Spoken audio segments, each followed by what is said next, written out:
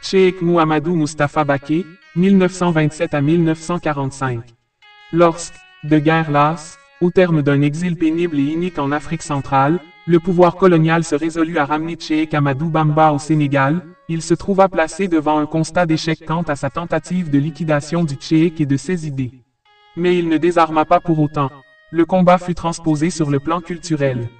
Sa nouvelle stratégie fut d'entreprendre d'effacer de la mémoire du peuple, jusqu'au souvenir de Cheikh Amadou Bamba par le biais de la scolarisation d'enfants dont on allait planifier savamment le lavage du cerveau, le déracinement culturel et l'européanisation par l'assimilation aux mœurs occidentales.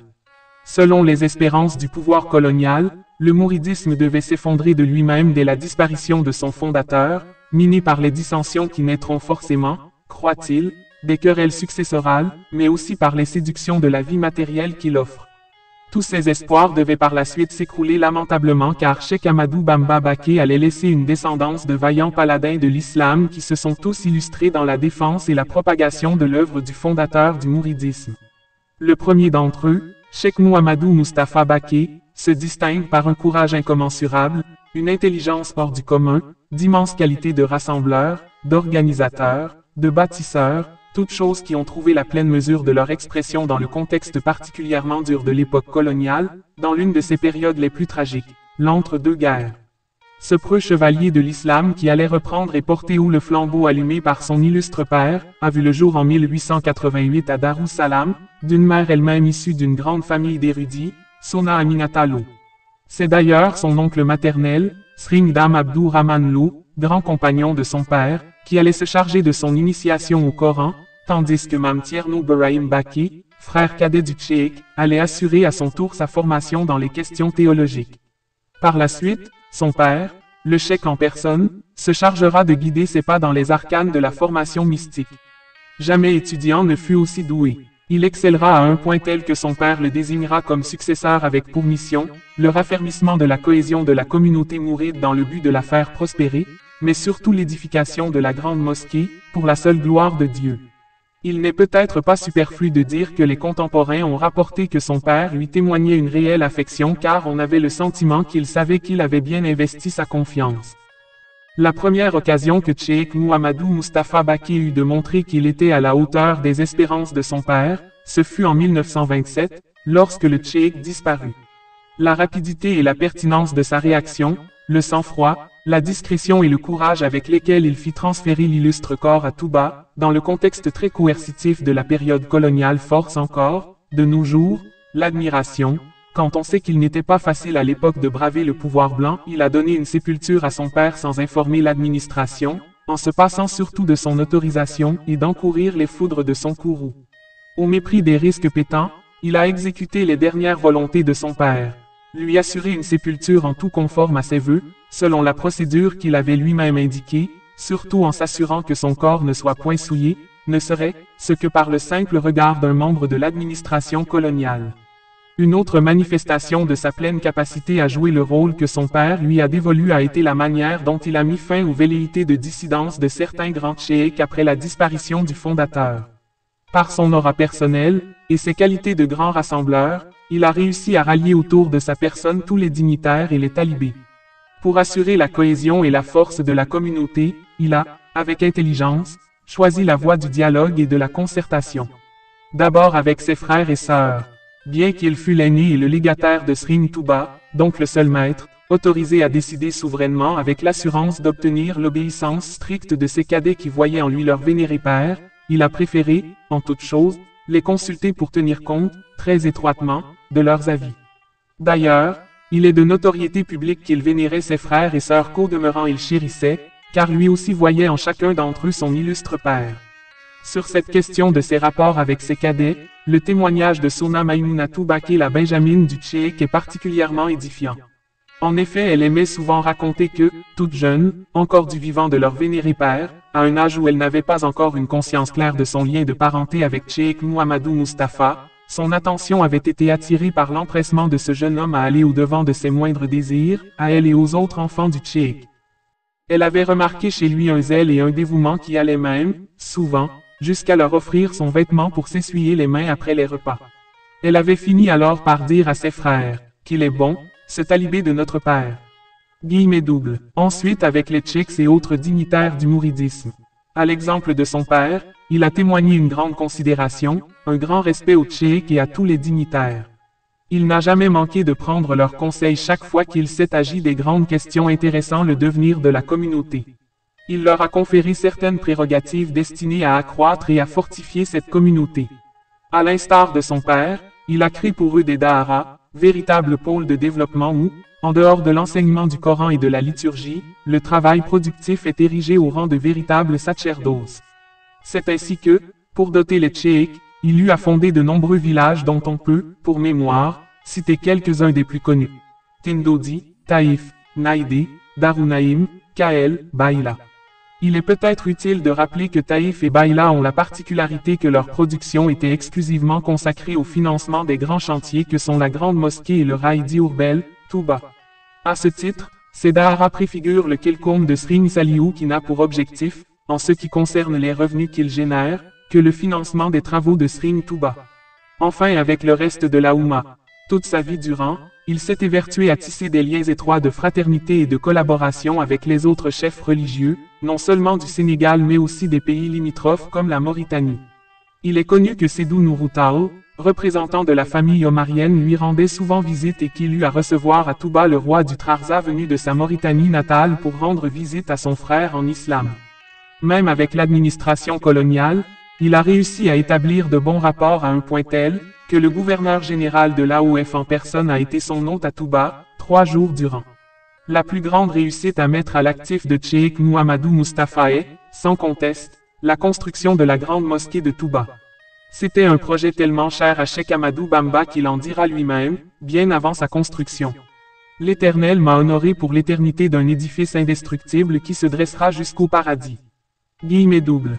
À l'endroit de ceux qui, de près ou de loin ont eu le bonheur de collaborer ou de participer à l'érection de l'ouvrage, le Cheikh a formulé les prières suivantes. Absous les volontaires qui ont bâti l'édifice si élevé de ma demeure, la cité bénite de Touba, de leurs péchés du passé et de l'avenir, absous tous ceux qui avaient la charge de l'ordonnancement des travaux de l'édifice de leurs péchés initiaux et finaux. Guillemets doubles. Absous également tous ceux qui leur sont venus en aide dans cet édifice qui, par ta gloire s'est érigé haut. Combien majestueux, de leurs péchés d'avant et d'après. Guillemets doubles. Il convient de rappeler que Tchekoul Kadim n'avait assigné aux hommes la mission de construire la mosquée que dans la noble intention de leur ouvrir les voies de la rédemption. Cette mosquée est un dessein de Dieu et le Tchéik, dans son exhortation aux talibés à s'impliquer dans sa construction, n'a pas manqué de prévenir. Si vous l'entreprenez, Dieu en sera pour autant glorifié mais en cas de renonciation, Dieu enverrait des êtres pour s'en acquitter. Guillemets doubles. Le moment venu, Cheikh Mouhamadou Moustapha entreprit de s'atteler à la réalisation du vœu de son père. Alors, devant lui, se dressèrent nombre d'obstacles et d'embûches tous plus ardus les uns que les autres. Mais, courageusement, opiniâtrement, avec détermination, il a réussi à les abattre les uns après les autres. Lorsque, le vendredi 17 DHUL, qui date 1530 H 4 mars 1932, il procédait à la pose de la première pierre de l'édifice en présence des dignitaires du mouridisme et d'une foule de talibés enthousiastes, que d'obstacles il avait dû abattre pour en arriver à ce jour et à ces fastes. Il a dû batailler ferme pour obtenir l'immatriculation du terrain devant porter l'ouvrage et l'autorisation de construire. Ensuite l'autorité coloniale lui a imposé une condition qui, dans sa logique devait signifier le coup d'arrêt mettant définitivement fin au projet. Il ne s'agissait, ni plus ni moins, que de poser 50 km de chemin de fer, de Diourbel à Touba pour acheminer le matériel lourd nécessaire à l'entreprise. Dans les normes, seul un gouvernement ou une société puissante pouvait relever un pareil défi. C'était compter sans la détermination de Cheikh Mouhamadou Moustapha. Dans un délai de loin inférieur à celui imparti par le pouvoir colonial et avec les seules ressources humaines et financières de la communauté mouride, l'ouvrage fut réalisé. Enfin, il a eu à déjouer les manœuvres frauduleuses d'un certain Pierre Teirali, administrateur colonial ayant revêtu le manteau d'entrepreneur pour se faire adjuger le contrat de construction de la grande mosquée. Très vite, il est apparu qu'on avait affaire avec un escroc qui croyait pouvoir s'enrichir sans risque en misant sur l'ignorance du droit de ses victimes et surtout sur la peur qu'elles devraient normalement avoir de traîner un blanc devant les juridictions, aussi bien coloniales que métropolitaines. Par sa détermination, Cheikh Mouhamadou Moustapha obtint la condamnation de Teilri. Les travaux de la grande mosquée reprirent de plus belle et les talibés continuèrent de rivaliser d'ardeur et de sacrifice pour la réussite de l'entreprise. Le vendredi 7 juin 1963, jour de l'inauguration de la grande mosquée par Cheikh Mouhamadou Falilou, le digne successeur de Cheikh Mouhamadou Moustapha, tous les cœurs, à l'unanimité, se sont souvenus, avec émotion, du premier calife de Kadimou Rassoul, disparu le 13 juillet 1945, alors que l'édifice avait déjà pris forme. Les fondations en étaient achevées et les murs avaient atteint la hauteur d'une terrasse. L'image d'un travailleur infatigable, d'un érudit possédant à la perfection les sciences coraniques et la langue arabe planait sur l'assistance. L'on gardait encore en mémoire la célébration du premier Magal après Serigne Touba dès 1928 dans le sillage du fondateur qui l'organisait lui-même, point de départ d'une tradition solidement établie de nos jours et qui est devenue l'un des événements les plus importants du monde musulman. Où qu'on puisse poser le regard, aussi loin que porte la vue, tout évoque la puissante stature de Cheikh Mouhamadou Moustapha. C'est lui qui a fait de Touba la métropole religieuse, la ville sainte, la capitale du mouridisme qu'elle est devenue et qui lui doit son premier forage qu'il fit installer à Dam. C'est lui qui a créé chez les mourides ce goût prononcé du travail, cette détermination à vivre honnêtement du fruit de son labeur et cette volonté de vivre en parfaite conformité avec les enseignements du Cheikh. Ce n'est pas hasard si, sous son impulsion, le Baoul est devenu le principal producteur d'arachides. Lui-même a eu à être décoré de la médaille du mérite agricole. Malgré la crise des années 1930 et les effets négatifs de la Seconde Guerre mondiale sur l'économie en général, le terroir mouride est demeuré riche, prospère, irrémédiablement inscrit dans une logique de travail, de discipline et de ferveur religieuse, grâce à l'enseignement de Serigne Touba relayé par Cheikh Mouhamadou Moustapha. On se souvient que c'est lui que le Cheikh avait désigné pour remettre à l'administration coloniale la somme de 500 000 francs dans le but d'aider à relever la monnaie française menacée d'effondrement. Quel bel exemple de sagesse, de dépassement et de générosité à l'endroit d'un système qui pourtant, à l'égal d'un ennemi déterminé, s'est toujours évertué à nuire ou à porter préjudice à la communauté et à son guide. L'on ne peut regarder le rail à Touba, l'on ne peut se recueillir dans la Sainte Mosquée, l'on ne peut traverser, Darou Khoudoss, le cœur de Touba sans évoquer cette grande figure de l'islam universel dont les jeunes générations ne connaissent à travers les photographies, qu'un visage empreint de bonté et de sérénité et tout baigné de la lumière de Serigne Touba à la tête enveloppée d'un turban, toute chose qui corrobore les témoignages de ses contemporains le décrivant comme un travailleur infatigable, résolument détourné des mondanités, uniquement préoccupé des préceptes de l'islam et entièrement dévoué à la mémoire de son père. Il pilotait personnellement les travaux de la grande mosquée, et n'hésitait pas, à l'occasion, à mettre la main à la pâte.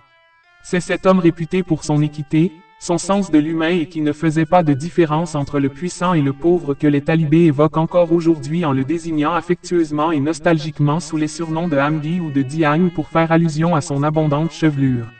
Nul doute que son œuvre est agréée et que son père est satisfait de lui, tout autant que sa sainte descendance et ses vaillants frères qui, après lui, sur son exemple, ont porté haut le flambeau transmis par le fondateur. Abonnez-vous à notre chaîne YouTube gratuitement sur Kassida Plus TV. Et restez informés chaque jour de nos nouveautés. Contactez-nous. Numéro de téléphone Sénégal plus 221 75 631 22 82 77 062 02 88.